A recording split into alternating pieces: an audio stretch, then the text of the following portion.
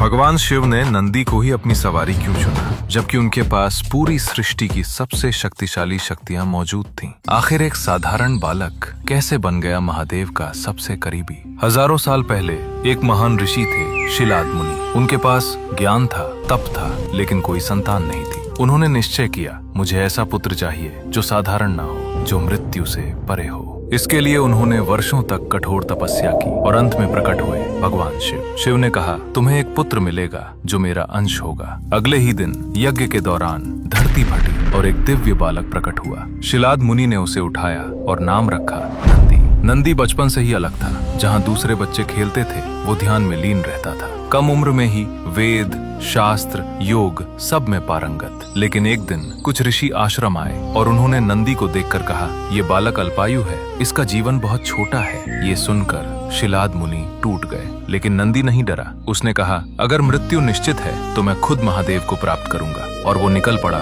हिमालय की कठोर तपस्या के लिए। सालों तक ठंडी हवाएं, बर्फ, तूफान और सिर्फ एक मंत्र, ओम नमः शिवाय। आखिरकार शिव प्रकट हुए। उन्होंने पूछा, क्या चाहते हो? नंदी ने कहा, मुझे अमरता नहीं चाहिए, मुझे बस आपकी सेवा चाहिए। मैं हमेशा आपके पास रहना चाहता हूँ। यही भक्ति उसे सबसे अलग बनाती है। शिव प्रसन्न हुए और बोले, आज से तुम मेरे गणों के प्रमुख हो, तुम कैलाश के द्वारपाल हो और तुम मेरे सबसे प्रिय, सबसे निकट हो। फिर शिव ने अपना त्रिशूल उठाया और एक दिव्य प्रकाश में नंदी का शरीर बदल गया। वो बन गया एक विशाल, अजय, दिव्य बैल। उसी क्षण नंदी बना भगवान शिव की सवारी। लेकिन उसकी परीक्षा यहीं खत्म नहीं हुई। जब समुद्र मंथन में हलाहल विष निकला, जहाँ देवता भी डर गए, वहीं नंदी आगे बढ़ा और उस विष की बूंदों को अपनी जीभ से रोक लिया। उसे कुछ नहीं हुआ, क्योंकि नंदी सिर्फ वाहन नहीं था, वो शिव की भक्ति और शक्ति का प्रतीक था। इसीलिए शिव ने उसे चुना, शक्ति के लिए नहीं, भक्ति के लिए। और इसलिए आज भी नंदी के कान में बोली गई हर प्रार्थना सीधे शिव तक पहुंचती है।